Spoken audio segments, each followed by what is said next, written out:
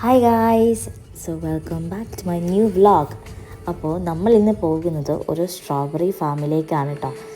എന്താണ് voice over കൊടുക്കണതെന്ന് വെച്ചാൽ അവിടെ ഭയങ്കര കാറ്റായിരുന്നു, അതുകൊണ്ട് തന്നെ ഞാൻ പറഞ്ഞതൊന്നും കേൾക്കാൻ പറ്റുന്നുണ്ടായിരുന്നില്ല. അത് വീട്ടിലെത്തിയപ്പോഴാണ് എനിക്ക് മനസ്സിലായത്.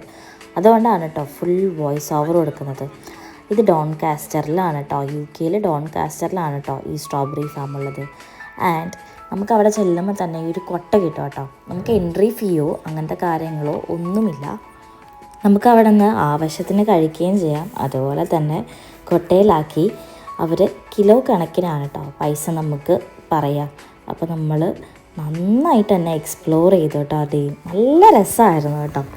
അതുപോലെ തന്നെ ഞാൻ രണ്ടാമത്തെ പ്രാവശ്യം കേട്ടോ ഒരു സ്ട്രോബെറി ഫാമിൽ പോണത്. ആദ്യം പോയത് ഒരു കുട്ടി സ്ട്രോബെറി ഫാമിലാണ് കേട്ടോ. അത് മൂന്നാറിലാട്ടോ ഞാൻ പോയത്, വട്ടവടയിലാണെന്ന് തോന്നുന്നു. അപ്പോൾ അവിടെ നിന്നാണ് ഞാൻ ആദ്യമായിട്ട് സ്ട്രോബെറി പിക്ക് ചെയ്യണേ. പക്ഷേ ഇത്രയും ഒന്നും എൻ്റെ ജീവിതത്തിൽ ഞാൻ കണ്ടിട്ടില്ല കേട്ടോ. അത്ര മാത്രം ഉണ്ടായിരുന്നു. അതുപോലെ തന്നെ അവിടെ കഴിച്ചതിനേക്കാളും ഭയങ്കര ടേസ്റ്റായിരുന്നു കേട്ടോ ഈ സ്ട്രോബെറിക്ക്. നല്ല മധുരമുള്ള സ്ട്രോബെറി ആയിരുന്നു കേട്ടോ. അപ്പം ആദ്യം ഞാൻ വിചാരിച്ചു കുറച്ചെടുത്താൽ മതിയെന്ന് വിചാരിച്ചു. പക്ഷേ നല്ലോണം ടേസ്റ്റ് ചെയ്ത് വന്നപ്പോൾ ഞാൻ വിചാരിച്ചു എന്നാൽ കുറച്ചധികം എടുക്കാമെന്ന് വിചാരിച്ചു. ആൻഡ് നമ്മൾ ആ കൊട്ട നിറച്ചെടുത്തിട്ടുണ്ട് കേട്ടോ. പിന്നെ ഞങ്ങൾ വിചാരിച്ചു കൊട്ട നിറച്ചെടുത്തല്ല എന്തായാലും അതുകൊണ്ട് ഒരു സ്ട്രോബെറി ജാം തന്നെ ഉണ്ടാക്കി കളഞ്ഞേക്കാമെന്ന് വിചാരിച്ചു. അപ്പോൾ അത് നല്ല മെമ്മറബിൾ ആയിരിക്കുമല്ലോ. ആദ്യമായിട്ടാണ് എൻ്റെ ലൈഫിൽ സ്ട്രോബെറി ജാം ഉണ്ടാക്കണേ കേട്ടോ. അപ്പോൾ അങ്ങനെ എന്തായാലും സ്ട്രോബെറി ജാം ഉണ്ടാക്കാമെന്ന് വിചാരിച്ചു. അത് മൊത്തം നമ്മളെടുത്തു കേട്ടോ. ആൻഡ് അടിപൊളി വൈബായിരുന്നു കേട്ടോ. നമ്മൾ എന്തായാലും പോയപ്പോഴത്തേനും അധികം വെയിലുമില്ല, അധികം ക്ലൗഡി അല്ല. അപ്പോൾ അങ്ങനത്തെ ഒരു സമയത്താണ് നമ്മൾ പോയത്. അതുകൊണ്ട് തന്നെ നന്നായിട്ട് തന്നെ നമുക്ക് അവിടെ എൻജോയ് ചെയ്യാൻ പറ്റി കേട്ടോ. ആൻഡ് കൊട്ട നിറച്ചെടുത്തിട്ടുണ്ട്. നിങ്ങൾ കണ്ടോ എന്തൊരു ഭംഗിയാണെന്ന് നോക്കിയാൽ അതിൻ്റെ കളറ് കാണുമ്പോൾ തന്നെ നമുക്കൊരു കൊതിയാവും. അവിടെ തന്നെ ഒരു കഫേ പോലെ ഉണ്ട് കേട്ടോ. അപ്പോൾ അവിടെ നിന്ന് ഞങ്ങൾ ഒരു ചോക്ലേറ്റ് ഫഡ്ജും അതുപോലെ തന്നെ വാനില സ്പഞ്ചാണെന്ന് തോന്നുന്നുണ്ട്, അതും എടുത്തു കേട്ടോ. ചോക്ലേറ്റ് ഫഡ്ജാണ് ഞങ്ങളുടെ എല്ലാവരുടെയും ഫേവറേറ്റ് ആയിട്ടുകൊണ്ടിരുന്നത് കേട്ടോ. അതാണിപ്പോൾ ഞാൻ കഴിക്കുന്നത് കേട്ടോ. അടിപൊളിയായിരുന്നു കേട്ടോ. ഇപ്പോഴും എനിക്ക് കൊതിയാവുന്നുണ്ട് കേട്ടോ ചോക്ലേറ്റ് ഫഡ്ജ് കഴിക്കാൻ വേണ്ടിയിട്ട്. പക്ഷെ ബാക്കിയെല്ലാം ഒരു ആവറേജ് ആയിരുന്നു കേട്ടോ. അങ്ങനെ നമ്മൾ വീട്ടിലെത്തി നമ്മളുടെ സ്ട്രോബെറി ജാമിൻ്റെ സ്റ്റോറി, അതല്ലെങ്കിൽ സ്ട്രോബെറി ജാം ഉണ്ടാക്കാനുള്ള തത്രപ്പാടിലാണ് കേട്ടോ. അപ്പോൾ ഞാനെല്ലാം നട്ടൊക്കെ കളഞ്ഞു. അതുപോലെ തന്നെ നമ്മൾ ഡയറി മിൽക്ക് മേടിച്ചിട്ടുണ്ട് കേട്ടോ സ്ട്രോബെറി കൂട്ടി തിന്നാൻ വേണ്ടിയിട്ട്. അത് നല്ലൊരു കോമ്പിനേഷനാണ് കേട്ടോ. ഞാൻ ഇടയ്ക്കിടയ്ക്ക് കഴിക്കാറുണ്ട് സ്ട്രോബെറി ഡയറി മിൽക്ക് മുക്കിയിട്ട്. അതുപോലെ തന്നെ ആദ്യം നമ്മൾ നന്നായിട്ട് വാഷ് ചെയ്യുക. എന്നിട്ട് ഇത് ഗ്രൈൻഡ് ചെയ്തെടുക്കണം. നല്ലോണം പേസ്റ്റ് രൂപത്തിൽ ഇത് ഗ്രൈൻഡ് എടുക്കുകയാണ് വേണ്ട കേട്ടോ. നമ്മൾ ഫോളോ ചെയ്യുന്നത് വീണാസ് കറി വേൾഡിലെ സ്ട്രോബെറി ജാമാണ് കേട്ടോ. അതാവുമ്പോൾ നമുക്ക് വേറെ ഒന്നും നോക്കുന്നുണ്ടല്ലോ.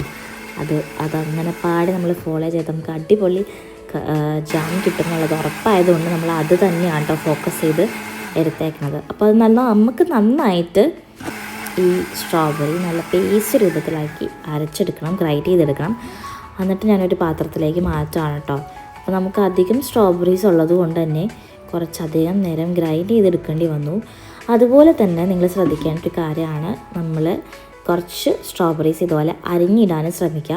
അപ്പോൾ നമുക്ക് കുറച്ച് കടിക്കാനൊക്കെ കിട്ടും. അതുപോലെ തന്നെ കുറച്ച് സ്ട്രോബെറീസ് ഒരുപാട് ഗ്രൈൻഡ് ആവാതെ പേസ്റ്റ് രൂപത്തിലാവാതെ കുറച്ച് ഒരു രണ്ട് കറക്കിറക്കി മിക്സിയിൽ 2 കറക്കിറക്കിയിട്ട് ഓഫ് ചെയ്താൽ ഒരു പേസ്റ്റ് രൂപത്തിലാവാതെ അതിന് മുന്നേ ഒരു രൂപത്തിൽ കിട്ടും.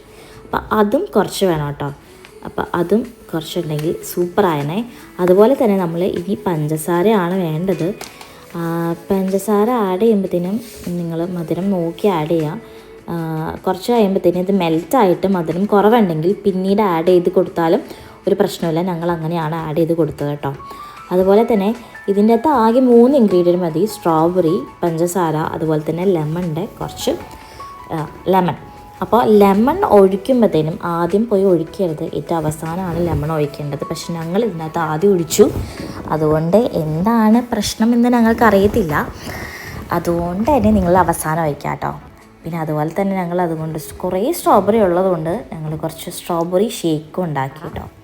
ആൻഡ് അടിപൊളിയായിരുന്നു, നല്ല മധുരം ഉള്ളതുകൊണ്ടായിരുന്നു തന്നെ സൂപ്പറായിരുന്നു കേട്ടോ.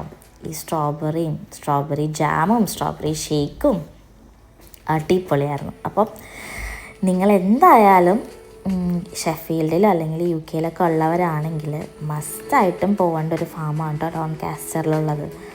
അപ്പോൾ എന്തെങ്കിലും ഡീറ്റെയിൽസ് വേണമെങ്കിൽ പ്ലീസ് കമൻറ്റ് ചെയ്യുക. അത് കഴിഞ്ഞിട്ട് നമ്മളുടെ സ്ട്രോബെറി നന്നായിട്ട് തിളച്ചു, നമ്മുടെ ജാം കറക്റ്റായിട്ട് പിറ്റേ ദിവസമാണ് കേട്ടോ ഞാനിത് ജാറിലേക്കൊക്കെ ആക്കിയത്. കാരണം അത് നല്ലോണം റൂം ടെമ്പറേച്ചറിലാവാൻ വേണ്ടിയിട്ട് ഞാൻ വെയിറ്റ് ചെയ്തിരുന്നു. പക്ഷേ നിങ്ങൾ കളറൊക്കെ നോക്കി ഒരു കളറും ഒന്നും നമ്മൾ ആഡ് ചെയ്തിട്ടില്ല കേട്ടോ. അങ്ങനെ നമുക്ക് 3 കുപ്പി ജാം കിട്ടിയിട്ടോ നമ്മുടെ സ്ട്രോബെറിയിൽ നിന്നും. അത് നമ്മൾ സ്ട്രോബെറി ജാം ആക്കിയിട്ടുണ്ട്. അതുപോലെ തന്നെ ഇത് മൊത്തം ഞങ്ങൾ എടുക്കില്ല, എന്തായാലും കുറച്ച് ആൾക്കാർക്കും വേണ്ടപ്പെട്ട ആൾക്കാർക്കൊക്കെ കൊടുക്കും. കാരണം നമുക്ക് എന്തായാലും തിന്നീർക്കാൻ പറ്റില്ല. അപ്പോൾ നമ്മളുടെ വ്ളോഗ് സ്ട്രോബെറിയിൽ തുടങ്ങി ഇപ്പോൾ സ്ട്രോബെറി ജാമിൽ വരെ എത്തിയിരിക്കുകയാണ്. അപ്പോൾ ഇത്ര തന്നെ ഉള്ളൂ. അപ്പോൾ നിങ്ങൾക്ക് ഇഷ്ടമായെങ്കിൽ ലൈക്ക് ചെയ്യാനും ഷെയർ ചെയ്യാനും സബ്സ്ക്രൈബ് ചെയ്യാനും മറക്കരുത്. അപ്പോൾ നെക്സ്റ്റ് വീഡിയോ വരുന്നവരെ സ്റ്റേ ട്യൂൺ. ബൈ.